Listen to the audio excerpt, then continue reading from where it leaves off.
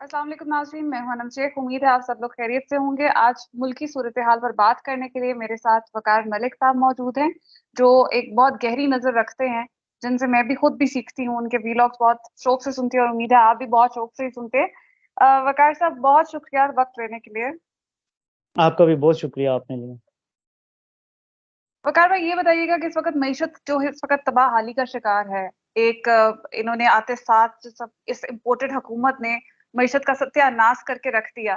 और उस वक़्त ये कहा करते थे कि जैसे ही हम आएँगे तो पेट्रोल जो है वो ₹70 का हो जाएगा और बिजली जो है वो ₹10 की हो जाएगी। लेकिन आज उल्टी सिचुएशन है और आज उसको ना सिर्फ़ ये जस्टिफ़ाई कर रहे हैं बल्कि इनके जो प्रोपेगेंडिस्ट हैं, यानी मीडिया, ये जो पूरा मीडिया जिसे आज़ादी सहाफ़त कहते हैं और ये पता नहीं क्या कुछ कहते रहे कि मुल्क की आज़ादी जो है वो सहाफ़त के साथ और आज़ादी इज़हार राय के साथ ही मुंसलिक है। आज वो मीडिया मुकम्मल ख़ामोश है और उसने जो महँगाई है उसका नाम बदल के मुश्किल फ़ैसले रख दिए। तो इसका एक और बयानिया जो बनाया जा रहा है मीडिया के ऊपर, वो ये बनाया जा रहा है कि ये सारा कुछ जो किया है वो तहरीक-ए-इंसाफ करके गई है, वो बारूदी सुरंगें बिछाकर गई थी नून लीग के लिए, सब कुछ प्री प्लान्ड हुआ है। क्या समझते हैं, इसके ऊपर आपका नुक्ता-ए-नज़र क्या है? देखें, तकरीबन 3.5 साल हमने बहुत क्लोज़ली मॉनिटर किया है मीडिया को। जब से मैंने स्टार्ट किया ये यूट्यूब पे और फ़ेसबुक पे तकरीबन 2018 के इलेक्शन से ना 2-3 महीने पहले। उसकी बुनियादी वजह ये थी कि मैंने तब ही ये चीज़ असेस कर ली थी और अगर आप देखें, डॉक्टर मोहित पीरज़ादा की अगर आप पिन्ड ट्वीट देखें ना, तो उन्होंने उसमें लिखा था कि क्या आपको ये लगता है कि जानबूझ के एक ऐसी फ़िज़ा बनाई जा रही है कि आने वाले इलेक्शन को मुतनाज़ा बनाया जा रहा है और आने वाले सिस्टम को पहले से ही मुतनाज़ा बनाया जा रहा है और मेरी भी यही असेसमेंट थी तब, कि ये सब कुछ प्री प्लान तरीके से है। इमरान खान को रोकना इनके लिए मुमकिन नहीं रहा। अवाम में पॉपुलैरिटी देख लें, बड़ा मुश्किल है कि इतना बड़ा झाड़ू फेर के और फिर इमरान खान को अपोज़िशन में कंट्रोल किया जा सके। तो वहां से सारे मीडिया को साथ मिलाया गया। कुछ 1-2 होंगे चैनल जो नहीं उस तरह से साथ मिले। पूरे मीडिया को साथ मिला के तब से ये एक प्लान बनाया गया और पहला नैरेटिव था जी ये नाअहल हैं, ये निकम्मे हैं, इनको तजर्बा नहीं है, इन्होंने मईशत तबाह कर दी। जबकि मैं सिर्फ 2 फिगर्स आपको बता दूंगा तो आपको समझ आ जाएगा कि तब की मईशत जो तजर्बाकार लोगों ने छोड़ी थी और अब जो नाअहलों ने छोड़ी है। करंट अकाउंट डेफिसिट नून लीग छोड़ के गई थी तकरीबन $19.5 से $20 अरब के दरमियान। ये वो वक्त था जब पूरी दुनिया में पिछले 4 साल सबसे सस्ती एशिया थी। मैं अक्सर एक सवाल करता हूं कि मुझे कोई 3 ऐसी चीजें बता दें जो इमरान खान ने आलमी मार्केट से ली और पाकिस्तान में महंगी बेची। यानी आलमी मार्केट में अगर कोई 100 की थी तो इमरान खान ने 110 या 120 की बेची। मुझे सिर्फ 3 चीजों के नाम बता दें। आप इन 3-4 सालों में नहीं ढूंढ सकेंगे एक भी चीज। लेकिन मैं आपको बता रहा हूं कि नवाज शरीफ के दौर में आटा इंटरनेशनल मार्केट से महंगा बेचा नवाज शरीफ ने। चीनी इंटरनेशनल मार्केट में 35 की थी तो नवाज शरीफ 45 की बेच रहा था। जब 45 की थी तो वो 55-60 की बेच रहे थे। और ये फिगर कोई मुश्किल नहीं है, आप गूगल करके देख लें, आपको पता चल जाएगा। कहने का मतलब ये है कि नवाज शरीफ की हुकूमत जो 4 साल में ये सब कुछ करके भी कि महंगी बेच रही थी, वो सर्वाइव इसलिए कर गई और उनके लिए ये इमेज इसलिए बन गया कि ये बड़े अहल हैं कि दुनिया में चीजें बहुत सस्ती थी। इतनी सस्ती थी कि ये महंगी बेचकर भी इनको इतना फर्क नहीं पड़ा और फिर इन्होंने इनके डॉलर को फेक तरीके से रोका हुआ था अपने ज़र मुबादला के ज़खायर। तो कमिंग टू द पॉइंट कि तब $20 अरब का था आपका करंट अकाउंट डेफिसिट। ये हुकूमत $15 अरब पे छोड़ के गई है। तब दुनिया में सस्ती तरीन चीजें थी। इस वक्त तारीख की सबसे बुलंद सतह पे आप कोयला देख लें, ऑयल देख लें, ये कुकिंग ऑयल के लिए आप जो पाम ऑयल वगैरह चाहिए होता है प्रोडक्ट, ये आप देख लें, दालें देख लें, कोई चीज, चीनी आप देख लें, इंटरनेशनल मार्केट में हर चीज महंगी है। ऐसे में जब हम ज्यादातर चीजें बाहर से मंगाते हैं, हम तो 3 मिलियन या 4 मिलियन टन तो हमें गंदम चाहिए इस साल, तो हम तो अपनी गंदम भी बाहर से मंगा रहे हैं। जब ऐसे मौके पे जस्ट आपने $15 अरब का आपने करंट अकाउंट डेफिसिट छोड़ा, उसमें भी $2.5 अरब की वैक्सीन मंगवाई आपने। आप इमेजिन करें अगर वैक्सीन का मसला ना होता तो आपका तकरीबन आपके जो जीडीपी है इसका तकरीबन 3.5% होना था आपका करंट अकाउंट डेफिसिट, जो कि कोई मैटर नहीं करता। नून लीग 6.8% पे छोड़ के गई थी। तब जर मुबादला के जखायर में जो फॉरवर्ड स्वैप्स होते हैं वो अगर निकाल दें तो -$1 अरब पड़ा हुआ था हमारे पास जब तहरीक इंसाफ को हुकूमत मिली। -$1 अरब। तहरीक इंसाफ की हुकूमत के खिलाफ जब आई अदम एतमाद की तारीख तो स्टेट बैंक में $16 अरब पड़े थे और प्राइवेट बैंक में $6 अरब, मिला के टोटल बनता है $22 अरब। अदम एतमाद के बाद से इमरान खान खुद कह चुके हैं कि इंतजामिया मेरे कंट्रोल में नहीं थी, कोई और ही संभाल रहा था। तो 8 मार्च के बाद तो फिर वही है ना जो इनको लेकर आए हैं, वही मुल्क संभाल रहे थे। 8 मार्च के बाद से लेकर आज तक आपके दर मुबादला के ज़खायर में 6 से 7 अरब डॉलर की कमी आ गई है। तो जो समझदार साइंसदानों ने ये सारा कुछ किया, ये उन्हीं की जिम्मेदारी है। अब जो बात करते हैं ये कि इमरान खान, मैं क्योंकि आपके सारे सवाल लंबे थे तो मैं सारा जवाब इधर ही मैं दे देता हूं कि इमरान खान बारूदी सुरंगें बिछा के गए थे। एक बुनियादी बात की जाती है पेट्रोल और डीजल की कीमत की। जब इमरान खान ने पेट्रोल डीजल की कीमत को फिक्स किया था 150 पे, तब आलमी मंडी में जो ब्रेंट की कीमत थी वो $92 पे थी, $92 पे थी। ठीक है, इनकी जब हुकूमत आई ये 100 के करीब था, 98 पे था, और फिर ये चलते चलते 120, आज 123 पे है। तो ये बताएं कि 2 महीने इन्होंने क्यों नहीं कीमत बढ़ाई? इमरान खान ने तो 90-92 के मुताबिक सब्सिडी दी थी ना। जब 120 या आज 123 है, तो ये 2 महीने पहले क्यों सोचते रहे? किससे गारंटी मांगते रहे? क्या कहते रहे कि हमें आप निजाम चलाने की गारंटी दें फिर हम कीमत बढ़ाएंगे? तो बारूदी सुरंग इन्होंने बिछाई और ये मजीद बिछा रहे हैं। वो कैसे? इन्होंने जो ये अभी बजट दिया है, इनको पता ही नहीं है कि 1000 से 2000 अरब के दरमियान पैसा कहां से आएगा। इनको कोई पता नहीं है इन्होंने कैसे अरेंज करना है। इन्होंने 730 या 750 अरब रुपए की पेट्रोलियम डेवलपमेंट लेवी रख दी है। यानी अगर ये 1 जुलाई से 30 रुपए वसूल करें ना पर लीटर पे, तब जाके ये मुकम्मल होती है। इनका तो बजट ही नहीं पूरा पड़ रहा। तो जो भी अगली हुकूमत आएगी वो बजट कैसे पूरा करेगी? ये लैंड माइन्स अभी बिछा रहे हैं। ये बजट ऐसा इन्होंने गलत बनाया है कि आईएमएफ भी नहीं मान रहा, और उसकी जरा वजह फिर कभी डिस्कस करेंगे कि अभी तो आईएमएफ क्यों इन्होंने नहीं मान रहा। वकार भाई, इन्होंने बजट में तो आईएमएफ के और चाइनीज लोन्स वो शामिल ही नहीं किए। ये कितना बड़ा ब्लेंडर है, इसके ऊपर भी थोड़ी सी लाइट।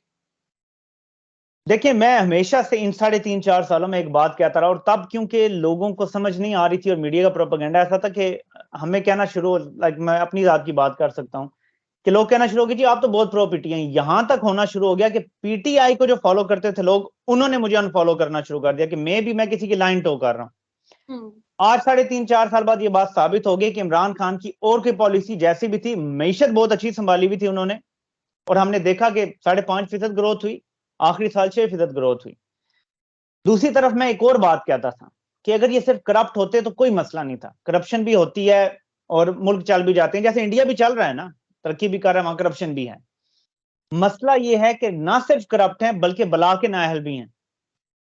इन्होंने वो मईशत जब दुनिया में सबसे सस्ती चीजें थी वो तबाह कर दी। अब वो मईशत इमरान खान को अगर 2013 में मिल जाती, मैं आपको यकीन से कहता हूं कि पाकिस्तान आज किसी और लेवल पे होना था, क्योंकि महंगाई नहीं थी आलमी सतह पे। इमरान खान के 3.5-4 साल तो महंगाई से लड़ते ही गुजर गए, क्योंकि आलमी महंगाई थी और लोगों को बचाना था। ये इतने नाअहल हैं कि इन्होंने वो मईशत तबाह कर दी थी। और पीपल्स पार्टी के अपने लोगों से सुना है मैंने, वो ये कहते हैं कि पहली बार नून लीग को एक ऐसी मईशत मिली है जो जरा मुश्किल में है। ये हमेशा भरा हुआ खजाना इन्हें मिलता था, स्टेबल इकॉनमी मिलती थी, और ये उससे आगे लेके चलते थे, और एंड तक जब तक तबाह करते थे नई हुकूमत आ जाती थी। और ये बात वाकई अगर आप ऑब्जर्व करें, 90 से आप डेटा निकाल लें, 1988 से 90 तक डिवेल्युएशन हुई बेनजीर के दौर में, मीशत को थोड़ा सा संभालने की कोशिश की। 90s में नवाज शरीफ आ गए अपने उस इत्तेहाद के साथ, आप वो डेटा निकाल के देख लें, इसने तबाह कर दी मीशत। 93 से 96 तक पीपल्स पार्टी के लिए मेरी कोई वो नरम गोशा नहीं, लेकिन मैं आपको सिर्फ मीशत की हद तक बता रहा हूं कि उनको हमेशा जब वो आते थे दोबारा तो सारा डील करके आते थे, तो उनके भी वजीर खजाना वगैरह इंपोर्टेड ही होते थे। ऐसे मीशत जैसे ही संभलती थी फिर नवाज शरीफ आते थे, फिर तबाही हो जाती थी। और अगर आप ये सारा डेटा निकाल के देख लें, जितनी बार नून लीग हुकूमत में आई है स्टेबल मीशत में आई है और इन्होंने तबाह कर दी है। ये पहली बार ऐसा है कि इनके इन डिसीजंस की वजह से, जो इन्होंने फैसले जल्दी नहीं किए जो इनको आते ही करने चाहिए थे, उसकी वजह से आज ये मसाइल का शिकार है और पाकिस्तानी कौम के ऊपर ये सारा बोझ गिर रहा है। और एक और चीज, ये जो झूठ बोल रहे हैं ये बड़ा जरूरी है क्लैरिफिकेशन करना। ये कह रहे हैं कि पेट्रोल की कीमत पे इमरान खान ने आईएमएफ से डील कर ली थी तो हमें तो इसलिए बढ़ानी पड़ रही है। आईएमएफ से कीमत की कोई डील नहीं हुई। ये अगर दिखा दें जो ये कहेंगे मुझे मंजूर है। आईएमएफ से सिर्फ तहरीक इंसाफ ने जो टैक्स का टारगेट रखा था और नॉन टैक्स रेवेन्यू का टारगेट रखा था, उसमें पेट्रोलियम डेवलपमेंट लेवी का रखा था कि हम 650 या 600 अरब वसूल करेंगे, वो इन्होंने नहीं की। लेकिन अभी तक मिफ्ता ने भी पेट्रोलियम डेवलपमेंट लेवी नहीं लगाया। तो अगर वो मुआहदे की बात भी मान लें तो ये 60 रुपए का तरीके इंसाफ से कोई ताल्लुक नहीं है, ये खालिसतन नून लीग ने बढ़ाया है। और ये आलमी मंडी या इनकी अपनी कोताहियों की वजह से कि अगर ये शुरू में इतनी सब्सिडी ना देते जो 2 महीने इन्होंने दी और फिर कीमत बढ़ाई, तो ये थोड़ी थोड़ी सब्सिडी देके शायद कीमत। और दूसरी चीज कि अगर रूस से ये बात करें, तो अब तो रूस के सफीर ने भी कह दिया कि अगर हमसे बात करेंगे तो हम देने के लिए तैयार हैं। तो ये करें तो 30% आप कीमत कम करें तो 160 का आपको पेट्रोल मिल जाता है। फिर आप उस पर पेट्रोलियम डेवलपमेंट लेवी भी लगा लें, तब भी आप 190 का बेच सकते हैं और अवाम को रिलीफ भी मिल सकता है और आपको सारे टारगेट भी मिल सकते हैं। तो ये सारा बयानिया है, सारा मीडिया। मैंने एक पिन ट्वीट रखा हुआ है, ये सख्त बात है, मैं अपनी वीडियोस के लिए वैसे रखता हूँ, आप बेशक काट दीजिएगा अगर ये ना हो, कि पाकिस्तान के सारे जज न्यूट्रल हैं। एक और खबर के मुताबिक वो ऐसा जज लगने ही नहीं देते जो न्यूट्रल ना हो। और इस वक्त मैं ऐड करता चलूं कि पाकिस्तान का सारा मीडिया न्यूट्रल है, सिवाय 1-2 मीडिया हाउस के, बिल्कुल न्यूट्रल है। जैसे वो न्यूट्रल है, मीडिया भी न्यूट्रल है, इसलिए सब सेम पेज पे हैं। आप सोचें कि हुसैन हक्कानी सेम पेज पे हो जाए, नजम सेठी सेम पेज पे हो जाएं, और इमरान रियाज खान, साबिर शाकिर ये मुल्क दुश्मन हो जाएं, अरशद शरीफ, तो इससे ज्यादा क्या चीज आपको बता सकती है। और मैंने अपनी एक पिछली वीडियो में, किसी 2-3 वीडियोस पहले एक बात की थी, अगर ये रिजीम चेंज मुल्की मफाद के लिए किया गया होता तो सिंपल ये था कि ये जो 5 लोग हैं जिन पे गद्दारी के मुकदमे बना रहे हैं, इमरान रियाज खान, साबिर शाकिर, अरशद, इनको बुलाया जाता। पहले भी तो बुलाते रहे हैं, इनको बुलाते, इनसे मीटिंग करते कि भाई ये ऑफ द रिकॉर्ड बात है, ये मुश्किल हम पे आन पड़ी है, ये इस टाइम कदम जरूरी है, इमरान खान अगर रहा तो हमारी मैशत को ये तबाह कर देंगे, पाकिस्तान की सालमियत को खतरा है। मेरा आपसे सवाल है, आप मुझे बता दें कि अगर इन 5 लोगों को ये ब्रीफ कर दिया जाता, क्या ये रजीम चेंज के खिलाफ बोलते? फिर मेरा ख्याल है ना बोलते। आपका क्या ख्याल है? बिल्कुल ठीक कह रहे हैं, लेकिन वकार इसके साथ आपको मुझे कुछ ऐसी खबरें इतलात मिली हैं कि शायद इन्होंने मीटिंग करके कुछ समझाने की भी कोशिश की थी, लेकिन कन्विंस नहीं कर सके, क्योंकि डेफिनेटली ये रिजीम जो थी, ये जिसके जिसकी ईमा पर चेंज की गई है, या पाकिस्तान के खिलाफ जो कुछ था, तो उसके ऊपर कोई भी मुहिब वतन जो है वो मेरे ख्याल से कभी भी रजामंदी का इजहार नहीं कर सकता। यहाँ तक इतलात मिली है मुझे। तो बस आपकी ये बात से ही कंफर्म हो जाता है कि अगर कोई बात ऐसी होती जो मैं कह रहा हूं पॉइंट, कि वो वाकई कन्विंसिंग होती और वाकई ही पाकिस्तान को खतरा होता। मैं ये समझता हूं कि अगर इमरान खान को भी पता होता ना कि ये पाकिस्तान की सालमियत को खतरा है, कन्विंसिंग बात होती, वो खुद ही पीछे हट जाते। ये जिस बिल्कुल तरह से सारा कुछ किया गया है, लोगों का ट्रैक रिकॉर्ड देखना होता है हमने। अब बिल्कुल। वो लोग, कल मैं देख रहा था कि एक साहब जो टेलीप्रॉम्प्टर से पढ़ते हैं, वो किसी से सवाल पूछ रहे हैं कि देखे ना जी, फिर अगर एस्टेब्लिशमेंट के किरदार पे इमरान खान को आप समझ आइए, वो हामिद खान से जो इंटरव्यू हो रहा था, तो अब इमरान खान आप क्यों कह रहे हैं कि वो न्यूट्रल ना रहें और मेरी मदद करें? ये ऐसे तरीके से इंसान को घुमाते हैं ना, जबकि इमरान खान का इस्तदलाल ये है, जो वो कह नहीं रहे लेकिन अवाम को पता है, कि आप न्यूट्रल अपने आप को कह रहे हैं लेकिन आप न्यूट्रल हैं नहीं। अगर आप वाकई न्यूट्रल हो जाएं तो इन सियासी जमातों से 16 से मैं अकेला निपट लूंगा, लेकिन आप न्यूट्रल हो जाएं अगर होना है तो। ये जो कहना है ना इमरान खान का कि न्यूट्रल सिर्फ जानवर हो सकता है, मेरी राय में इमरान खान ये चाहते हैं कि खुल के सब सामने आ जाएं, डायरेक्टली इनडायरेक्टली, जो कि वो आते जा रहे हैं। ये जो ट्रेंड्स चल रहे हैं, ये जो बिल्कुल। सारी कैंपेनिंग हो रही है, ये जो मुल्कों में जाया जा रहा है पैसे मांगने के लिए किसी और के बिहाफ पे, न्यूट्रलिटी तो यहीं पे खत्म हो गई ना। तो यही इमरान खान चाहते थे कि जो आप कर रहे हैं वो खुल के अवाम के सामने आ जाए। वो आ गया है, अवाम ने अब सब देख लिया कि कौन न्यूट्रल है। वो शेख रशीद वाली बात है कि अगर न्यूट्रल वाकई न्यूट्रल हो जाए तो इमरान खान को किसी का बाप भी नहीं रोक सकता। अमेरिका और ये जो कठपुतलियां हैं ये नहीं रोक सकते। सिर्फ मसला सिर्फ ये है कि न्यूट्रल न्यूट्रल नहीं हो रहे, बस सारा मसला ये है। बिल्कुल ठीक है। अच्छा।